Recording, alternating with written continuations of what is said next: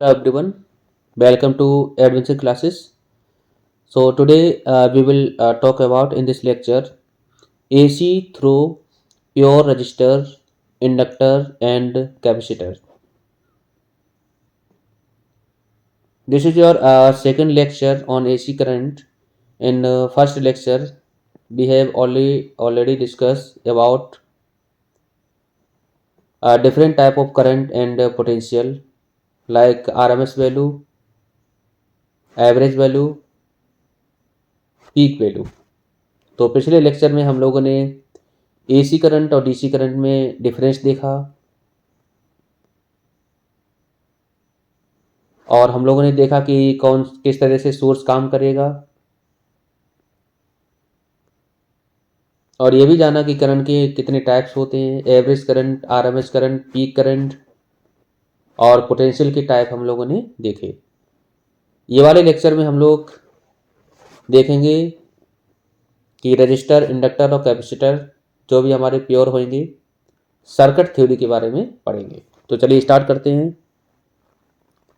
सबसे पहले हम लोग देखेंगे फेज ऑफ एसी।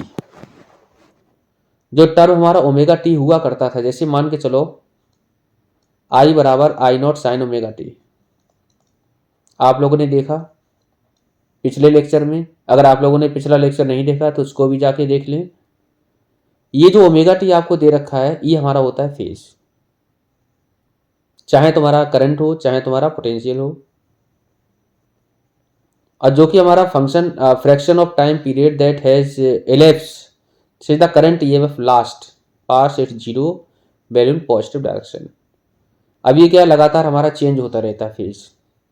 मैंने बताया था, कैलकुलेट करके बताया, एनालिटिकल मेथड से बताया, ग्राफिकल मेथड से बताया, पूरा डिटेल में हमारा लेक्चर हुआ था पहला। जैसे मान के चलो ये ग्राफ है, ठीक है। तो ये वाले ग्राफ में हम लोगों ने देखा कि हमेशा जो पीक करंट की वैल्यू है वो ज़्यादा रहेगी और जो इंस्टेंटेनियस करंट है उसकी वैल्यू क्या रहेगी, कम। तो ये हमारा होता है पीक करंट, ये होता है इंस्टेंटेनियस करंट। तो पीक करंट आपको ये मिला, तो इंस्टेंटेनियस की करंट ऑब्वियसली कम होगी, मालूम है सबको। तो जैसे जैसे टाइम बढ़ाओगे तो क्या होगा, वैसे वैसे करंट की वैल्यू चेंज होगी। अब यहाँ पर फेजर क्या है, फेजर तो फेजर डायग्राम के बारे में भी पढ़ेंगे। तो quantity that has magnitude and direction in the time domain that is vector that change with time, मतलब अपनी डायरेक्शन को टाइम के साथ चेंज करे, तो उसे हम क्या बोलते हैं, फेजर। अब फेजर डायग्राम कैसे बनेगा, तो जैसे मान के चलो graphical representation of alternating current and EMF as vector is also phasor और एर्गेंट डायग्राम। तो ये फेजर डायग्राम हमारे पास बना हुआ है। तो फेजर डायग्राम से हम कैसे समझेंगे, जैसे मान के चलो शुरुआत में हमारे पास ये दे रखा है, ठीक है। एंगल कितना है, थीटा, थीटा हमें मालूम होता है ओमेगा टी के बराबर होता है। ये हमारे पास है ई नॉट, ये ई नॉट है। तो इसका अगर हम प्रोजेक्शन डालें, प्रोजेक्शन अगर डालें तो इसके ऊपर प्रोजेक्शन हमारा बनेगा क्या, ई कॉस ओमेगा टी। तो इसका जो परपेंडिकुलर होगा वो हमारा हो जाएगा E not sine omega T. तो हमें ई किसके बराबर मिलेगा, ई नॉट साइन ओमेगा टी के इक्वल मिलेगा, ठीक है। तो ये मिलेगा हमें ई नॉट कॉस थीटा या फिर ई नॉट कॉस ओमेगा टी, और इसके जो जस्ट परपेंडिकुलर कंपोनेंट है वो हमें मिलेगा ई नॉट साइन ओमेगा टी या फिर ई नॉट साइन थीटा। तो यहाँ से ओमेगा की वैल्यू हमें मालूम है 2 पाई अपॉन टी, इस तरह से हो जाएगा E not sine 2 pi F T. AC through pure resistor, सबसे पहले हम लोग बात करेंगे एसी जो है प्योर रजिस्टर के थ्रू। तो हमारे पास ये प्योर रजिस्टिव सर्किट बना हुआ है, प्योर रजिस्टिव सर्किट है। इसका जो पोटेंशियल है वो हमारे पास है ई बराबर E not sine omega T. हमने कोई कंसीडर कर लिया, हमारे पास कोई रजिस्टर है आर, और अल्टरनेटिव करंट का जो अल्टरनेटिव ईएमएफ है वो हमारे पास क्या बना, इंस्टेंटेनियस वैल्यू ई बराबर E not sine omega T, जो कि हम अप्लाइड कर रहे हैं। Voltage across the output of AC source vary with time according to E बराबर E not sine omega T या फिर V बराबर V not sine omega T या V मैक्सिमम, ठीक है। तो ये हमारी इक्वेशन एक बन गई। अगर हम ओम्स लॉ के अकॉर्डिंग चलें, ओम्स लॉ के अकॉर्डिंग। तो यहाँ से जो आई बराबर होगा क्या होगा, वी अपॉन में आर। आई बराबर होगा बी अपॉन आर, और बी की वैल्यू हमारे पास क्या लिखी है, B maximum sine omega T. ठीक है, या फिर हम लिख सकते हैं आई बराबर I maximum sine omega T. बात एक ही है। इसको डाल देते हैं इक्वेशन 2। अब यहाँ पर क्या होगा बच्चों, हमारे पास पहली इक्वेशन बनी बी बराबर B not sine omega T, दूसरी बनी आई बराबर I not sine omega T. यहाँ पर ये क्लियर हो रहा है कि वोल्टेज और करंट हमारे जो है वो सेम फेज में जा रहे हैं। क्यों, कि यहाँ पर हमने देखा हमारे पास दो इक्वेशन है। एक हमारे पास है आई बराबर I not sine omega T, एक हमारे पास क्या है, आई बराबर I not sine omega T, और दूसरी हमारे पास है बी बराबर B not sine omega T. अब यहां से हमें ये देखना है कि फेज सेम फेज में क्यों है।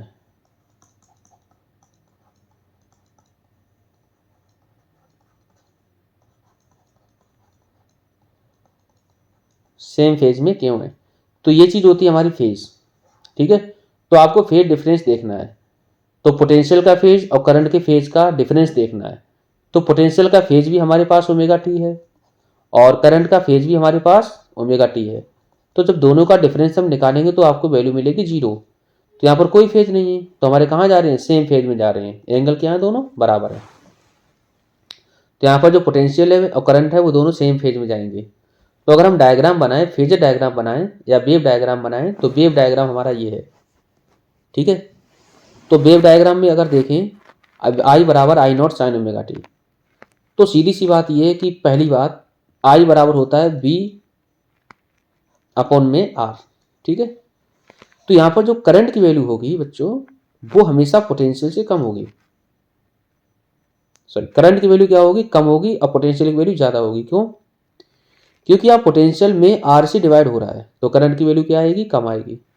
तो आप देख पा रहे हो करंट का जो ग्राफ है वो ये है रेड कलर का, तो करंट का ग्राफ नीचे है, पोटेंशियल का ग्राफ ऊपर है, क्योंकि पोटेंशियल की वैल्यू ज्यादा होती है।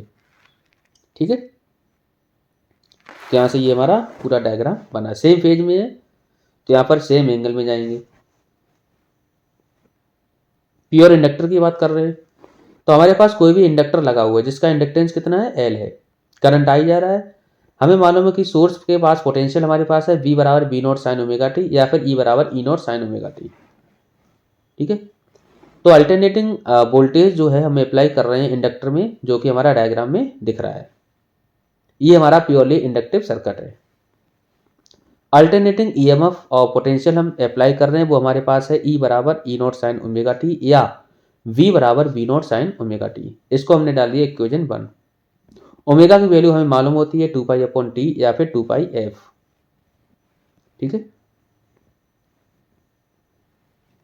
अगर हम यहां से देखें किरचॉफ लॉ लगाएं, तो किरचॉफ लॉ के अकॉर्डिंग क्या होगा, पोटेंशियल हमारा ये जा रहा है तो पोटेंशियल E, करंट की डायरेक्शन में, करंट की डायरेक्शन ये है, तो इसके डायरेक्शन में पोटेंशियल हमारे पास क्या होगा, पॉजिटिव होगा, तो माइनस का L D I upon D T बराबर 0। तो यहाँ से E की वैल्यू क्या मिलेगी, L D I upon D T, E M F आ गया। तो D L upon D T, हाँ D I upon D T बराबर होगा E अपॉन एल के इक्वल। तो D I upon D T बराबर हम लिख सकते हैं, E की वैल्यू हमारे पास कितनी थी, E की वैल्यू हम निकाल चुके हैं, ई नॉट साइन ओमेगा टी, तो E की जगह हम रखेंगे ई नॉट साइन ओमेगा टी।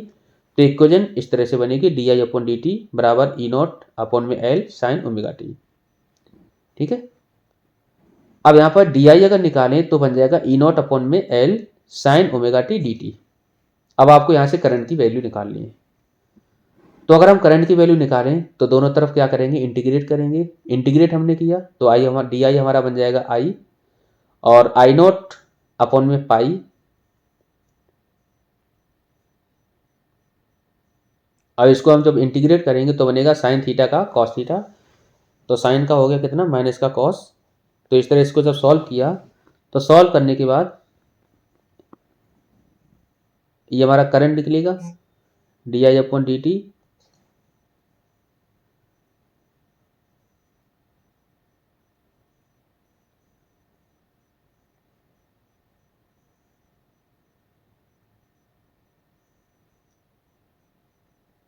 यहाँ पर जो आपके पास इक्वेशन आई फाइनल एक्सप्रेशन जो निकल के आया आई का, वो कितना है, वो आपके पास है, कहाँ गया,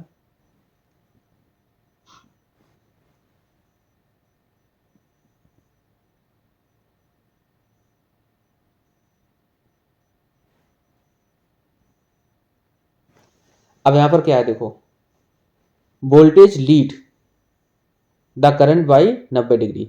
तो पोटेंशियल हमारे पास कितना था, V बराबर B naught sine omega T, और करंट की वैल्यू यहाँ पर जो आई हमारी वो बनी आई नोट साइन। अब यहाँ से हम जब जो वोल्टेज है वो क्या कर रहा है, लीड कर रहा है। लीड का मतलब ये होता है कि आगे है कौन, वोल्टेज। तो यहाँ से हो जाएगा ओमेगा टी माइनस का पाई बाई 2। तो ये तुम्हारी इक्वेशन किसके लिए, करंट के लिए। तो यहाँ से पोटेंशियल लीड करता है किसमें, इंडक्टर में, तो पोटेंशियल आगे होता है, तो करंट लैग, तो करंट क्या कर रहा है, लैग कर रहा है, तो करंट पीछे होता है 90 डिग्री। अगर आप फेजर डायग्राम वो बनाएं, डायग्राम फेजर बनाएं, तो ऐसे मान के चलो ये हमारे पास क्या है, पोटेंशियल है, तो करंट हमारा क्या है, 90 डिग्री पीछे है, तो पीछे होगा, ठीक है। तो ये होगा करंट। वेव डायग्राम हमारे पास ये बना हुआ है। इंडक्टिव की बात कर लें, तो इंडक्टिव रिएक्टेंस हमारे पास होगा क्या, XL. Inductive reactance is defined as the opposition offered by an inductor when current flow through it. तो जैसे हमारा रेजिस्टर काम कर रहा था, रेजिस्टेंस आर की वैल्यू काम कर रही थी, वैसे हमारा ये इंडक्टेंस भी काम करेगा, ठीक है। तो यहाँ से जो एक्सएल है, एक्सएल हमारा होता है ओमेगा एल के बराबर, जो कि 2 पाई एफ एल के इक्वल होगा। बहुत बहुत इंपॉर्टेंट है, ध्यान रखना।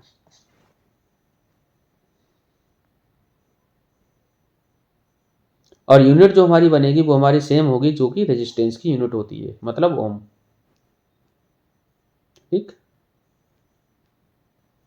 अब प्योर कैपेसिटर की बात कर लेते हैं। प्योर कैपेसिटर में हमारे पास पोटेंशियल दे रखा है बी बराबर B not sine omega T, ठीक है। प्योरली हमारे पास कैपेसिटर है, और ई बराबर E not sine omega T, या फिर बी बराबर B not sine omega T, equation number हमने बन डाल दिया।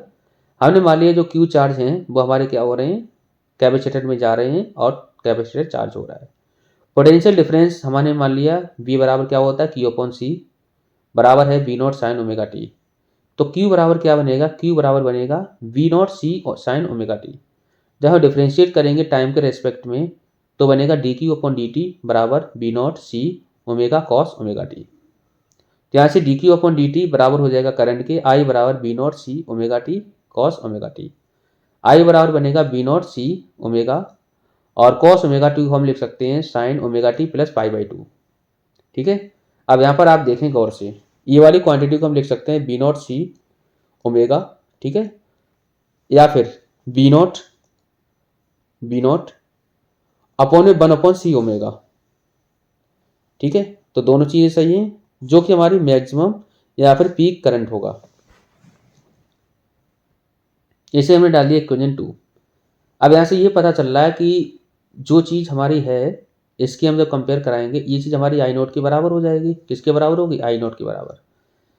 तो यहाँ पर जो करंट है, पोटेंशियल हमारे पास दे रखा था बी बराबर B not sine omega T, B not sine omega T, और यहाँ पे लिखेंगे आई बराबर I not sine omega T. Equation हमारे पास I omega T plus pi by 2।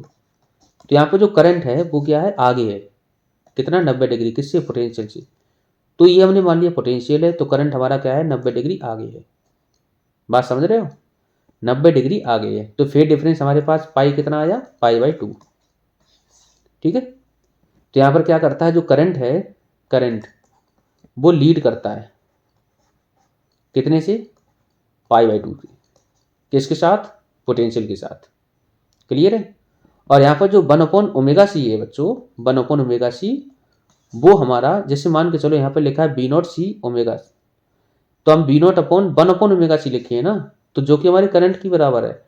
तो आई जो बनेगा, आई मैक्सिमम, वो होगा बी नॉट अपॉन में 1 अपॉन ओमेगा सी। अभी बी नॉट अपॉन में आर मान के चलेंगे हम। अभी 1 अपॉन ओमेगा सी है, वो हमारा होता है एक रिएक्टेंस, और कौन सा, कैपेसिटिव वाला, जिसे हम बोलते हैं एक्स सी। तो एक्स सी बराबर होता है 1 अपॉन ओमेगा सी। लिखा है कैपेसिटिव रिएक्टेंस।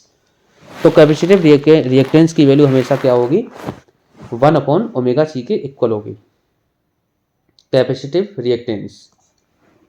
तो जैसे रेजिस्टेंस काम करता है वैसे हमारे ये वाले रिएक्टेंस काम करते हैं। ठीक है,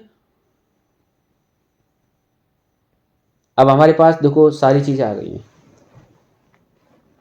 लोड टाइप रेजिस्टेंस, अगर मान के चलो प्योरली रेजिस्टिव सर्किट है तो हमारा डायग्राम ये बनेगा सर्किट, और यहाँ पर जो वोल्टेज है और करंट है वो वेव फॉर्म अगर देखें वेव डायग्राम वो सेम फेज में जाते हैं। ठीक है, और फेजर डायग्राम से भी आपको दिख रहा होगा। इंडक्टर वाले केस में क्या है, इंडक्टर वाले केस में जो करंट है, करंट वो क्या करता था, वो लैग करता था π/2 से। तो करंट यहाँ पर पीछे है 90 डिग्री, अब पोटेंशियल 90 डिग्री आगे है। ठीक है, और कैपेसिटर वाले केस में क्या हुआ, 90 डिग्री आगे कौन होता है, करंट। तो इंडक्टर में हमेशा ध्यान रखना पोटेंशियल आगे होता है और करंट पीछे होता है।